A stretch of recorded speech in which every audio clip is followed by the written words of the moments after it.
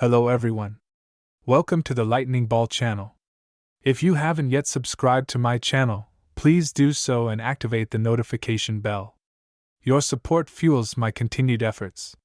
Since TenSura Volume 22 is set to release on January 30th, we're using this time to explore other fun and engaging content for our videos.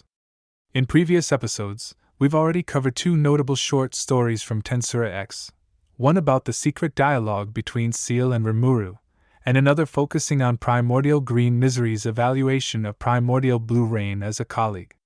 In this episode, as requested by some of our viewers, we'll dive into an overview of the interview content featured in TenSura X. So, let's get started. One of the intriguing features of TenSura X is some interesting rankings, which provide both amusing and insightful takes on the characters. Here's a summary of the notable lists. Fastest sprinters in the Monster Federation, number 1 is Sue. Even without using any skills, his speed is unmatched. The second place is Benimaru and the third place is Ranga.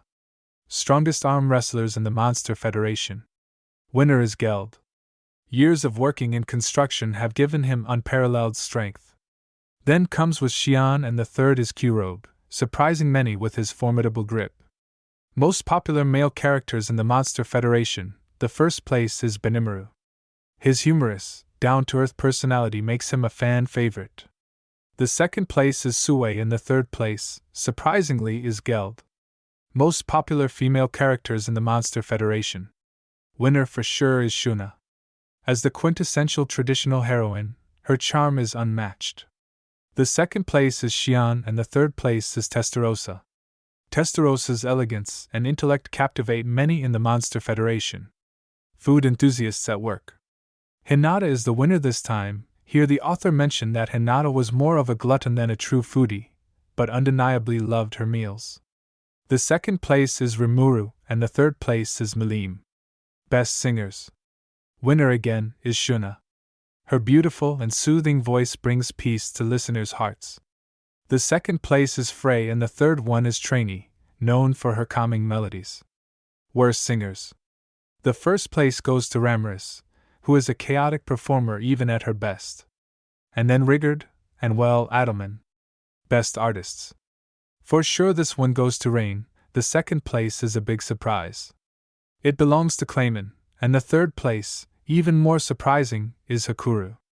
Worst artists. This one is funny. This one goes to Gabiru. Despite his poor overall skill, his detailed strokes are unexpectedly delicate.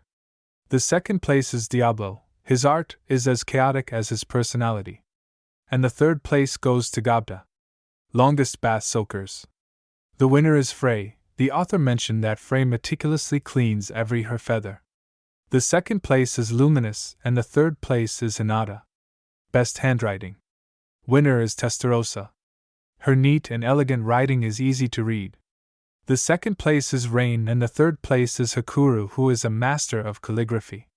Most fashionable characters. 100% winner goes to Shuna. With her expertise in clothing design, her style is impeccable. The second place is Kigali, and the third place goes to Damrata, known for his sharp and polished appearance. Biggest snoozers. The winner is Hinata. She is not a morning person, often struggling with low blood pressure. And the second place goes to Ultima, since waking her up can be a dangerous task. And the third place is Ramaris, known for her reluctance to leave bed. Now let's move on to the next part. Here's a summary of some behind-the-scenes details revealed by the author in interviews. I've selected the most interesting excerpts for discussion. The author initially planned to conclude TenSura in just 10 volumes, mainly out of concern that the series might not gain enough popularity to warrant a longer run. At one point, the team even considered ending it within 5 volumes. However, as we now know, Volume 22 is set for release, and Volume 23 has already been officially confirmed. The alternate endings featured in the TenSura mobile game were actually adapted from discarded ideas for the web novel. In the web novel, Milim originally had silver hair and a gothic Lolita style. This was changed to her current appearance in the light novel to avoid overlapping with Luminous' design. The web novel depicted an overly ambiguous relationship between Hinata and Nicholas, which the editor explicitly instructed the author to remove. As context, Hinata's portrayal in the web novel was extremely negative. She was portrayed as selfish and willing to use her body to achieve her goals. The author admitted that after relatives discovered he was writing TenSura, he became too self-conscious to include explicit scenes. Reflecting on the early web novel, the author noted that Hinata was widely disliked by readers. While the author was initially frustrated by this reaction, rereading her portrayal convinced him that Hinata indeed came across as unlikable. Consequently, significant effort went into making her more appealing. Interestingly, Hinata is the author's favorite type of female character, which led to her being heavily favored in the story. For example, Rimuru's inexplicable fondness for Hinata has been a point of contention among readers.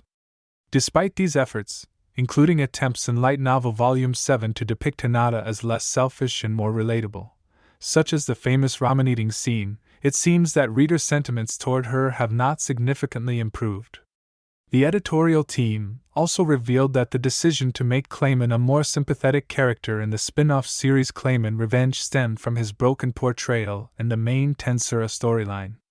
Additionally, the web novel included a lengthy martial arts tournament arc in Tempest, which was poorly received by readers. As a result, this segment was heavily revised for the light novel. Another notable detail is that Diablo once collaborated with a tyrant capable of destroying the world. However, the identity of this tyrant remains a mystery.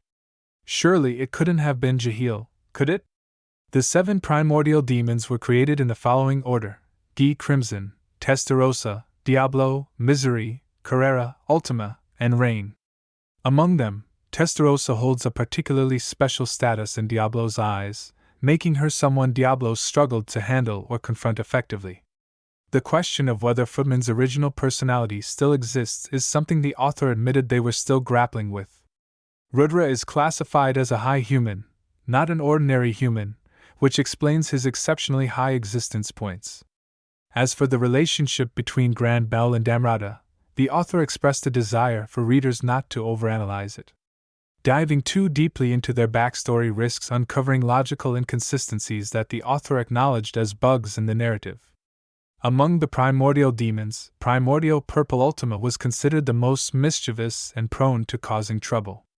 Meanwhile, Luminous enjoyed a more prominent role in the light novel series due to the editor's personal fondness for her character. If a spin-off featuring Yuki Kagarazaka were to be created, Maria Bell Rosso would likely serve as the corresponding antagonist. The author noted that if Maria Bell possessed an ultimate skill, she might even defeat Rimuru, as she surpasses him in intellect. The author acknowledged that Rimuru often relies on luck and momentum to overcome crises. Well, I disagree with this assertion. Rimuru has the formidable support of Lord of Wisdom, which should more than compensate for any shortcomings. Perhaps the author was merely hyping up Maribel's character in preparation for TenSura Season 4. That said, the author also clarified that even if Maria Bell could defeat Rimuru, she would never be able to overcome Primordial Red Gi. The crack in Miss Shizu's mask in Volume 1 of the light novel was initially a mistake. At the editor's suggestion, it was reworked to imply that the mask cracked due to Rimuru's influence. Similarly, the author expressed that having both Primordial Green Misery and Primordial Blue Rain behave too seriously felt dull. This led to a more distinct characterization in Volume 17 of the light novel, resulting in the creation of the cheerful and adorable version of Rain. Tatsuya Kondo is another highly popular character among readers. However, the author admitted to writing less about him, citing the difficulty and time required to craft the intricate details necessary for a smart character. For Volume 12's cover, Veldora was chosen since he hadn't yet been featured on one. Conversely, Volume 20 was originally planned to feature Mad King Ashura on the cover, but the author ultimately decided against it, stating that they didn't want an older man gracing the cover. The author also shared a strong dislike for illogical revealing outfits. The exception was Melim, as the author reasoned her defensive capabilities were so high that clothing wasn't necessary for her. The design philosophy for the primordial demon beauties centered around 3 archetypes: power-based, technique-based, and growth-based characters. Lastly, for Volume 1, Miss Shizu became the cover character only because the book lacked a definitive female lead. Originally, the author even considered making Shizu an elderly woman, but the idea was firmly rejected. In Volume 14 of the light novel, Yuki Kagarizaka was effectively ruled out as the final antagonist. The author explained that the role of a destroyer didn't suit Yuki's character. It became evident that a more fitting candidate for this role had already emerged. The position of the destroyer transitioned to Feldway, while Yuki shifted to a different character arc. Since Feldway was using a body granted by Veldonava, he became a strong contender for the final boss. However, as of TenSura X, the ultimate antagonist remained undecided. Most speculation pointed to either Ivarage or Feldway. Personally, I think a likely scenario involves Ivarage consuming Feldway, only to be backstabbed and overtaken by Feldway. The pairing of Benimaru and Momiji was poorly received in the web novel. To address this, their relationship was reworked into a harem dynamic in the light novel. Rudra was brainwashed by Manas Michael. The concept of existence points was deemed unreliable. The author clarified that if existence points equated directly to combat power, battles would be determined solely by the numbers, which would undermine the storytelling. In fact, existence points were considered less reliable than magicule quantities. Regarding Rimura's preferences, it was revealed that his ideal type is Hinata, highlighting the author's clear favoritism toward her. The author further clarified that this preference reflects Satoru Mikami, Rimuru's original human self, rather than Rimuru as a character. The author also noted that Satoru Mikami is the character most similar to himself. When it comes to personal favorites, among the primordial demons, the author's current favorite is Primordial Blue Rain. Among the Octagram demon lords, Luminous Valentine holds the top spot. Within Tempest's leadership cadre, the favorite is Geld. Among the Labyrinth Guardians, Zijin takes the lead. The author also teased that Luminous would play a central role in Volume 22, with moments of intense combat showcasing her in the spotlight. Alright, that's all for this video. Previously, someone asked me what TenSura X is. It's a special commemorative book celebrating the series' 10th anniversary. Apart from the content mentioned earlier, the TenSura X commemorative book also includes 6 short stories. We've already made videos on 2 of the more intriguing ones. If you enjoyed this video, please like, comment, and subscribe. Your support is greatly appreciated. See you in the next one.